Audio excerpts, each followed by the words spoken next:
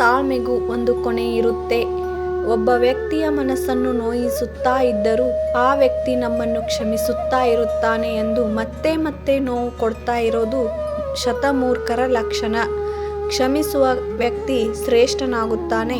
ಹಿಂಸಿಸುವ ವ್ಯಕ್ತಿ ಕ್ಷಣ ಕ್ಷಣವೂ ಪಾಪದ ಕೊಡ ತುಂಬಿಸುತ್ತಾ ಸಾಗುತ್ತಾನೆ.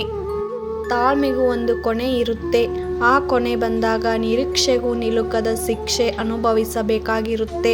ಅವರವರ ಬುದ್ಧಿ ಅವರವರ ಹೆಗಲಿಗೆ. ನೆನಪಿರಲಿ, ತಾಳ್ಮೆ ಇದ್ದರೆ ಸಮಯ ಕೂಡ ಸಹಾಯ ಮಾಡುತ್ತೆ. ತಾಳ್ಮೆ ಇಲ್ಲದಿದ್ದರೆ ಸಮಯ ಕೂಡ ಸಂಕಷ್ಟಗಳನ್ನು ಸೃಷ್ಟಿ ಮಾಡಿಬಿಡುತ್ತೆ. ಜೀವನದಲ್ಲಿ ತಾಳ್ಮೆ ಎಂಬುದು ಬಹಳ ಮುಖ್ಯ. ತಾಳ್ಮೆ ಇರುವ ಜನರನ್ನು ಎಂದು ನೋಯಿಸಬೇಡಿ. ಅವರು ಆ ನೋವನ್ನು ಕೂಡ ಅಷ್ಟೇ ತಾಳ್ಮೆಯಿಂದ ಸ್ವೀಕರಿಸಿ ಅದಕ್ಕೆ ತಕ್ಕ ಉತ್ತರ ಅಷ್ಟೇ ತಾಳ್ಮೆಯಿಂದ ನೀಡುತ್ತಾರೆ. ಆಗ ಆ ತಾಳ್ಮೆ ನಿಮ್ಮಲ್ಲಿ ಇರುವುದಿಲ್ಲ ನೋಡಿ. ಹುಡುಕಿದರೆ ದೇವರು ಸಿಗುವ ಈ ದೇಶದಲ್ಲಿ ಸಮಸ್ಯೆಗಳಿಗೆ ಪರಿಹಾರ ಯಾವ ಲೆಕ್ಕ? ಸ್ವಲ್ಪ ತಾಳ್ಮೆ ಮತ್ತು ಪ್ರಯತ್ನ ಬೇಕು ಅಷ್ಟೇ.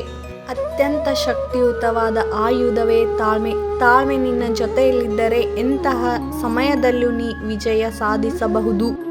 ಯಾರೇ ಆಗಿರಲಿ, ಒಬ್ಬ ವ್ಯಕ್ತಿಯ ತಾಳ್ಮೆ ಪರೀಕ್ಷೆ ಯಾವತ್ತೂ ಮಾಡಬಾರದು. ಒಮ್ಮೆ ಆ ವ್ಯಕ್ತಿ ತಾಳ್ಮೆ ಕಳೆದುಕೊಂಡರೆ ನೀವು ಅಸಾಧ್ಯ ಎಂದು ಅಂದುಕೊಂಡಿದ್ದ ಕೆಲಸವನ್ನು ಕೂಡ ಆ ವ್ಯಕ್ತಿ ಮಾಡುವ ಸಂಭವವೇ ಅಧಿಕವಾಗಿರುತ್ತೆ. ತಾಳ್ಮೆ ಇದೆ ಅಂತ ಕೆಣಕಬೇಡ. ತಾಳ್ಮೆ ಕೆಟ್ಟರೆ ಸಮುದ್ರ ಸುನಾಮಿಯಾಗಿ ಬರುತ್ತೆ, ಮರೆಯಬೇಡ. ತಾಳ್ಮೆ ಖರೀದಿಸಲು ಇಲ್ಲಿ ಕೋಪವನ್ನು ಮಾರಿದ್ದೇನೆ, ಕರ್ತವ್ಯ ನಿಭಾಯಿಸಲು ಇಲ್ಲಿ ಕನಸುಗಳನ್ನು ಮಾರಿದ್ದೇನೆ. ಪ್ರತಿಯೊಂದು ತಾಳ್ಮೆ ಎನ್ನುವುದು ಒಂದು ಮಿತಿಯಲ್ಲಿ ಇರುತ್ತದೆ. ಪ್ರತಿಯೊಂದಕ್ಕೂ ತನ್ನದೇ ಆದ ಮಿತಿ ಇದೆ. ನಾವು ಸುಮ್ಮನಿದ್ದೇವೆ ಎಂದ ಮಾತ್ರಕ್ಕೆ ಎಲ್ಲವನ್ನು ಸಹಿಸುತ್ತೇವೆ ಎಂದರ್ಥವಲ್ಲ. ನಮ್ಮ ಸಹನೆ ಮೀರಿದಾಗ ಉತ್ತರ ಕೊಡಲೇಬೇಕಾಗುತ್ತದೆ. ನಾವು ಸುಮ್ಮನಿದ್ದೇವೆ ಅಂದ ಮಾತ್ರಕ್ಕೆ ಅದು ಅವರಿಗೆ ಕೊಡುವ ಗೌರವ ಮತ್ತು ಬೆಲೆ. ಆದರೆ ಯಾವುದೇ ಆಗಲಿ ಮಿತಿ ಮೀರಿದಾಗ ನಮ್ಮ ಭಾಷೆಯಲ್ಲಿ ಉತ್ತರ ಕೊಡಬೇಕಾಗುತ್ತದೆ. ವರ್ಷವೆಲ್ಲ ಖಾಲಿ ಇದ್ದ ಭೂಮಿಗೆ ಒಂದು ಮಳೆ ಸಾಕು ಹಸಿರಾಗಲು. ಹಾಗೆ ನಮ್ಮ ಒಂದು ಒಳ್ಳೆಯ ನಿರ್ಧಾರ ಸಾಕು ಜೀವನವನ್ನು ಸುಂದರಮಯವಾಗಿಸಿಕೊಳ್ಳಲು. ಜೀವನ 2 ದಿನ. ಒಂದು ದಿನ ನಿನ್ನ ಪರ, ಇನ್ನೊಂದು ದಿನ ನಿನ್ನ ವಿರುದ್ಧ.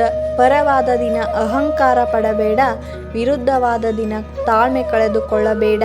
ಸಿಟ್ಟಿನ ಕೈಗೆ ಬುದ್ಧಿ ಕೊಡಬಾರದು, ಬದುಕನ್ನೇ ನಾಶಗೊಳಿಸುತ್ತದೆ.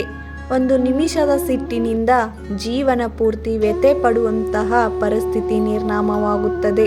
ಅದಕ್ಕಾಗಿ ಸಿಟ್ಟಿನ ಕೈಗೆ ಬುದ್ಧಿ ಕೊಡದೆ ತಾಳ್ಮೆಯಿಂದ ಸಿಟ್ಟನ್ನು ನಿಯಂತ್ರಣ ಮಾಡಿಕೊಳ್ಳುವುದೇ ನಮ್ಮ ಜಾಣತನವಾಗಿರಬೇಕು. ಎಲ್ಲವನ್ನು ಕಳೆದುಕೊಂಡನೆಂಬ ವಿಫಲ ಭಾವದಲ್ಲಿ ಬೇಸರವಾದಾಗ ಕಡೆಯಲ್ಲಿ ಕೈ ಹಿಡಿಯುವುದು ತಾಳ್ಮೆಯೊಂದೇ. ತಾಳ್ಮೆ ಸದಾ ನಮ್ಮ ಬೆಂಬಲ. ನಮ್ಮ ಭಾವನೆಗಳೊಂದಿಗೆ ಆಟವಾಡಲು ಜನರಿಗೆ ಅವಕಾಶ ನೀಡುವುದಕ್ಕಿಂತ ದುಃಖಿತರಾಗಿರುವುದು ಉತ್ತಮ. ನಾವೆಲ್ಲರೂ ಮತ್ತೊಬ್ಬರ ಕನಸಲ್ಲಿ ಬದುಕುತ್ತಿದ್ದೇವೆ. ದಕ್ಕಿರುವುದಕ್ಕೆ ಕೃತಜ್ಞತೆ ಇರಲಿ, ಬೇಕಿರುವುದಕ್ಕೆ ಪರಿಶ್ರಮವಿರಲಿ. ಮನುಷ್ಯನಿಗೆ ಗಾಳಿಯಂತೆ ಕೋಪ ಇರಬೇಕು, ಬೆಟ್ಟದಂತೆ ತಾಳ್ಮೆ ಇರಬೇಕು. ಯಾರು ಅಹಂಕಾರದ ಗಾಳಿಯನ್ನು ತೆಗೆದುಕೊಳ್ಳುತ್ತಾರೆ ಅವರಿಗೆ ಔಷಧಿಯಾಗಲಿ ಆಶೀರ್ವಾದವಾಗಲಿ ಹತ್ತುವುದಿಲ್ಲ. ನೆನಪುಗಳೇ ಹಾಗೆ. ನಾವು ದುಃಖಿಸಿದ ದಿನಗಳನ್ನು ನೆನೆದು ನಗುತ್ತೇವೆ, ನಕ್ಕ ದಿನಗಳನ್ನು ಮರೆತು ದುಃಖಿಸುತ್ತೇವೆ. ತಾಳ್ಮೆ ಬಲಹೀನತೆಯಲ್ಲಿ, ಸಹನೆ ಶರಣಾಗತಿಯಲ್ಲ. ಇಲ್ಲಿ ಯಾರೂ ದುರ್ಬಲರಲ್ಲ. ಕೆಲವು ಮನಸ್ಸು ಒಪ್ಪಿಕೊಳ್ಳದಿದ್ದರೂ ಬದುಕು ಅನಿವಾರ್ಯವಾಗಿ ಒಪ್ಪಿಸಿಬಿಡುತ್ತದೆ. ಎಷ್ಟೇ ಗಟ್ಟಿ ಮನಸ್ಸಿದ್ದರೂ ಕೆಲವೊಮ್ಮೆ ಮನಸ್ಸಿನಲ್ಲಿರುವ ದುಃಖವನ್ನು ತಡೆಯುವ ಶಕ್ತಿ ನಮಗಿರುವುದಿಲ್ಲ. ಸಣ್ಣ ಸಣ್ಣ ಕಾರಣ ಕೊಟ್ಟು ದೂರ ಹೋಗುವವರನ್ನು ಬಿಟ್ಟು ಬಿಡಿ.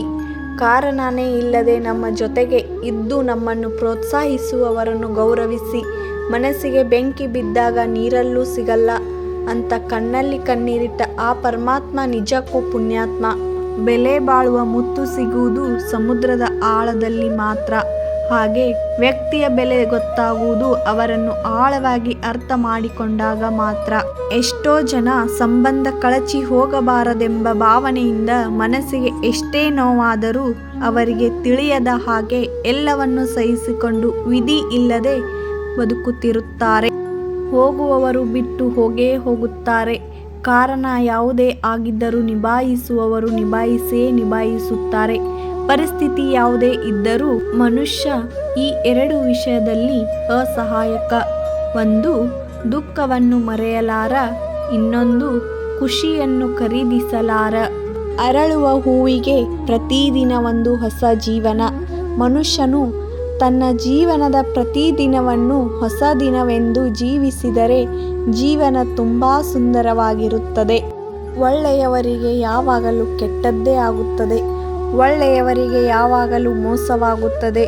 ಒಳ್ಳೆಯವರಿಗೆ ಹೆಚ್ಚು ನೋವು ಕಷ್ಟಗಳು ಎದುರಾಗುತ್ತದೆ. ಒಳ್ಳೆಯವರನ್ನು ಮೋಸ ಮಾಡಲು ಬಳಸಿಕೊಳ್ಳಲಾಗುತ್ತದೆ. ಒಳ್ಳೆಯವರಿಗೆ ನೆಮ್ಮದಿಯೇ ಇಲ್ಲದಂತಾಗುತ್ತದೆ.